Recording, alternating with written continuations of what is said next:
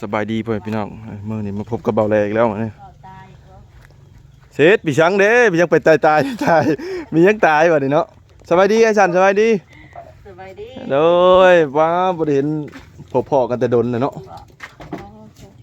เนาะเป็นอะไรอ่ะนะฮะคือว่าได้ยินข่าวนะพ่อใหญ่ก้อนมันเป็นยังเห็นรถล่มรถเจือกบ่ลบเอาแล้วเป็นยังบาดนี่เนาะ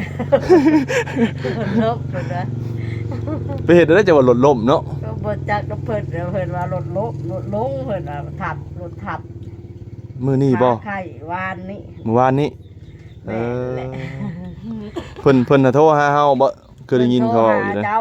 โทรบ่ได้จะพอแล้วเฮาเปิดเครื่องจะว่าเห็นเฮาปิดเครื่องเนี่ยเมื่อคืนเฮาสากโทรศัพท์ตื่นบาง8 โมงเนี่ยสิโทรหาให้ดอกโทรสนุกให้โทรสนุกเพิ่นว่าเจ้าบ่มาบ่ว่าก็สิตายปะเลยนะพ่อใหญ่ก้อนน่ะเด้แม่เพิ่นสิตายปะโทรหาเจ้าแม่แหละโทรหาเจ้าว่าสิตายปะแล้วโอ้โหว่านี่เนาะเพิ่นว่าให้ไปเยี่ยมแน่เพิ่นว่าฟังมึงก่อนว่าจักมื้อว่าฟังตลอดเนาะเพิ่นเป็นอะไรจังว่าเห็นรถล้มเนาะเพิ่นไปตลาดตะลี่บ่เพิ่นออกมาตลาดนี่แหละออกไปนอกเนาะคือว่าแล้วช่วงนี้ฝนก็ตกตลอดเนาะเปื้อนหนทางเปื้อนมันผู้เฒ่าผู้แก่นี่เนาะสิเฮ็ดอะไรอันนี้พาสิไปเยี่ยมไปยามเพิ่นบ่หรือว่าจังได๋เนี่ยเยี่ยมเพิ่นเบิ่งจังได๋เพิ่นสิว่าบ่ไปเยี่ยมเนาะรู้จักกันก็ไปเยี่ยมกันซื่อคนลึงคนเคยหักแพงกันเนาะเคยรู้จักกันแล้วก็ไปเยี่ยมเพิ่นว่าให้ไปเยี่ยมแน่เพิ่นน่ะเพิ่นเป็นแห้งหั่นนะไปเยี่ยมเพิ่นจักเพิ่นอยู่หน้าบ่ได้เนาะหรือว่าอยู่โรงหมออยู่หน้าเพิ่นว่าลูกบ่ได้โทรหาแล้วฉันจักชายมื้อเช้า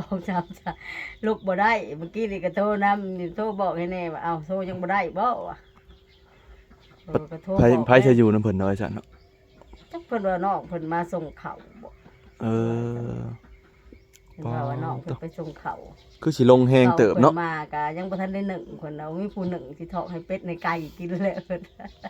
คือสิเจ็บแฮงเลยซั่นเนาะแม่เพิ่นลุกบ่ได้เพิ่นว่าซั่นเจ็บในเดือนนี้เจ็บขาเพิ่นว่าขาเพิ่นไข้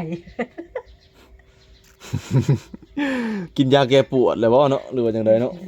จักแล้วก็บ่จักแล้วว่าซักยาคือซั่นแหละเพิ่นว่าเขามาซักยา 2-3 เข็มแล้วเพิ่นว่าแบบซั่นแข้งขาบ่ได้เลิกบ่ได้ปอกติเนาะ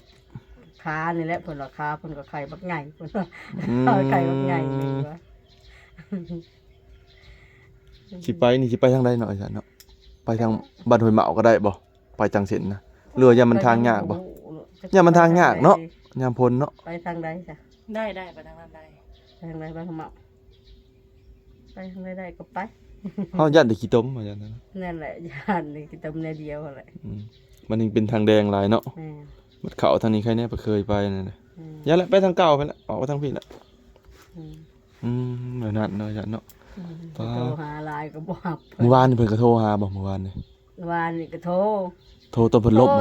บ่ตอนล้มบ่โทรเพิ่นตอนแรงนะเพิ่นล้มตอนสิค่ำๆเพิ่นว่ามาเพื่อสิลุกได้กาเพลงเพิ่นบืนออกแต่รถเพิ่นว่ามันรถกระทับขาเพิ่นว่านั่นน่ะบ่แม่รถกระทับขาเพิ่นสิบืนออกได้แต่ก็บาปเนาะนั่นแหละบ่แหละว่าถ้าว่าออกไปนอกชวนเบาแหล่นี่เด้อโทรหาอะไรก็มิดบ่ได้โทรเด้หลักไปเนาะเพิ่นนี่เนาะเพิ่นโทรหาเจ้าจะได้จ่ายก็บ่ได้โทรได้บ่ได้โทรหาก่อนจะเช้าพุ่นเบอร์ไปอีกแล้วเบอร์เพิ่นเนาะเพิ่นว่าโทรหาเบาแหล่ก็บ่ได้บ่ได้เฮ็ดได้เพิ่นน่ะโทรบอกให้เด้อเพิ่นสิโทรบอกสนุกว่าก็บ่มีดอกเบอร์เบาแหล่โทรบอกสนุกกันแล้วอ่ะก็โทรบอกสนุกโทรไปแล้วโทรมาอีกบอกให้แล้วบ่ลูกบ่ได้อีหลีได้เพิ่นน่ะก็สิตายปะได้ว่ามาเยี่ยมไปเด้อพอดีแล้วบ่ฮู้ไปให้ก็พอดีแล้วว่านั้นบ่ก็ฮู้ไปให้พอดีเพิ่นสิตายแล้วฉากก็เอาเนาะฉากเป็นเนาะโอ้ยตายแล้วเอาก็ฮู้ไปให้ว่าสิตายบ่แลเอาฮู้ไปให้ผัดว่าเว้าไปทางใหม่เนาะบัดนี้เนาะโอ้ยเอาฉันก็เห็นบ่แลเอาฮู้ไปให้นะเห็นในอันนั้นครับบ่ชาวฉันก็เป็น FC ผู้หนึ่งเนาะ บ่ได้มาสิตายเอ้าให้มาเยี่ยมแหน่ให้ได้ก็ให้ไปเจ้ามาเยี่ยมก็ดีกว่าเพิ่นว่าตายปะได้เพิ่นว่าอ้าวจะเฝ้าตายก็อย่าเฝ้าตายเว้าได้เพิ่นว่าความตายนี่บ่ได้เห็นได้นี่เพิ่นน่ะเพิ่นก็ว่าสิตายเพิ่นน่ะโอ้ย สมมุติว่าไอ้ฉันไปแล้วเห็นเพิ่นยังยุ่งๆอย่างว่าได้เลยนะ สิบ่ดันอีกว่าเนาะบ่ให้ฉันไปนี่บ่แม่นสิไปซ้ำเติมบ่แม่นติบ่ได้ไปซ้ำเติมติ อย่าว่าลุกบ่ได้บ่ได้ไปซ้ำเติมเนาะ เดี๋ยวลูกบ่ได้อยากจะไปบ่จะบ่ทันได้ตายบ่ว่าแพงก็โดนสิ ถ้าเขาไปเกี่ยวข้าวอยู่แล้วเนาะ บ่ได้ถามไว้โอ้ยจักบ่ตายเนาะไปเชื่อแล้วบ่ได้ตัวก่อยเพิ่นก็เข้าบ่คือคนแล้วเด้จักเพิ่นปั่นแล้วหรือบ่เฮายังบ่ได้เบิ่งซะ เพิ่นว่าเพิ่นมาซื้อกระสอบได้บ้านนี่พารถลม มาซื้อกระสอบบ่แม่นแล้วมาซื้อกระสอบไม่ใช่เลยคือสวดแล้วเพิ่นว่าว่านี่ รถลอยปีนจักไปลบอยู่ไสบ่อันน่ะเอ้ยซั่น เพิ่นว่าทางเขาเถียงเพิ่น ใกล้ๆเนาะ ค่ำแล้วเพิ่นไปซื้อกระสอบ ยังบ่ทันได้ปั่นว่าเปียกเบิดเขาก็เพิ่นว่าว่าโอ้ย เดี๋ยวนั้นเนาะ ไปเต้า ไอ้ฉันนี่จะแล้วบ่นาจ้ะนะ แล้วเกี่ยวยังแต่คนนั่นมันคนต้องทำมันว่านี่ บ่ได้จ้างคนบ่ บ่ได้จ้างแล้วคนก็หลายอยู่เนาะ เจ้าบ่เกี่ยวเองนี่ เกี่ยวเองแน่แล้วกับลูก เก่งเลยเนาะสู้เลยเนาะจักมื้อไอ้สันเกี่ยวเนาะ กับบ่หลายมื้อแล้วแต่มันตั้งเกี่ยวเมื่อบ้านโคกก็ 2-3 มื้อเรียกมาเกี่ยวอยู่ วันนี้อองแบบว่าวันกล้าเลยเนาะเจ้าก็ ป้าผลพิลึกพิล่ำเนาะ เขาเจ้าบ่ได้ตากผลบ่ แซงนั่นแหละ ปั่นละเด้เที่ยวหนึงละเด้ปั่นละ ได้60สอบพุป้าตัวหลายๆเนาะ ได้20ปลายสอบ 60 70 80มันได้หั่น80ปลายได้หั่นสันสิกินแล้วเนาะ ยังได้บ่30บ่ เอ้าเฮ็ดได้นะขาย มันแล้วยังบ่ได้ปั่นนี่แหละมันฝนตกอยู่นี่ บ่ นี่ก็ปุนาแสงเลยเนาะ เฮ้ยก็พูดกระแจกอ่ะ สิบ่ฮอด100บ่เนาะฮอดแล้วเนาะบ่รวมเบิดเนาะ เมื่อวานน่าแซงนั่นแหละแล้วจบเขาปั่นเขาแล้วก็เมื่อกันแล้วเมื่อวานป้าเวียนเดี๋ยวมาจอบเอา เป็นนาวานบ่ เสร็จวานเราอยากให้เขาดูดเอาหั่นน่ะ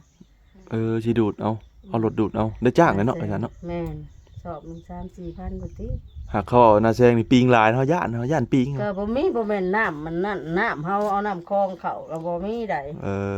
เอาน้ำธรรมชาติน้ำคำน้ำหยังเขาน่ะมี มันมานำน้ำเนาะ แม่มันน้ำบ่บกค่ะมันมีอะนะโตเฮาดูดใส่นี่เอาน้ำคลองใส่นี่มันบ่มีให้แล้วไว้ให้เขาเมื่อเบิ่งให้หน้าเป็นจังได จะเป็นให้นาแล้วไอ้ฉันเจ้า มันหญ้าลายบ่หรือหญ้าบ่ลายนะมันจะมันหญ้าลายนั่นน่ะ ก็ค่าเอา เมื่อวานเนี่ยเมื่อไทยแล้วก็สิวานเนี่ย โอเคได้สนุกไปหาตูก่อนบ่บัดนี้ แม่น เจ้าหน้าที่เด้อของจัน ไปเนาะ เนาะอาจารย์เนาะบัดนี้เฮาก็สิได้ไปหาตูก่อนได้พ่อพี่น้องเอ้ยเอาติดตามตอนต่อไปอีกเนาะบัดนี้เนาะสิเป็นจังไดไปเจ้าว่าค้างโออยู่ถึงเนาะจากกันนี่ ยังใครอยู่ดักนะอย่าลงไปคนขับมันสิลำบาก จักเราปั้นมาจากโน่นมื้อนี้เนาะเราจะปั้นได้ เขาเพิ่นบ่เจ็บขาไปจังกับเพิ่นสิลงมาเบิ่งน่าจะปั่นบ่จักมื้อนี่ก็มันแดดเนี่ยเนาะมื้อนี้เนาะ ขาเพิ่นก็ไข่แน่เนาะ ไก่บ้ากไง จะ เพิ่ มี น บ่วันคนก็ไปให้เพิ่นนำแน่บางที หวานชนบ่เพิ่นอยู่หน้าเพิ่นก็มีที่หวานชนบ่ หน้าเราก็มี ลอยปลูกหลายเนาะ เราเป็นแทงเป็นหมอเนาะไป ไปโอเคบัดนี้เนาะอาจารย์เนาะไปก่อนพ่อแม่พี่น้องเอ้ยบัดนี้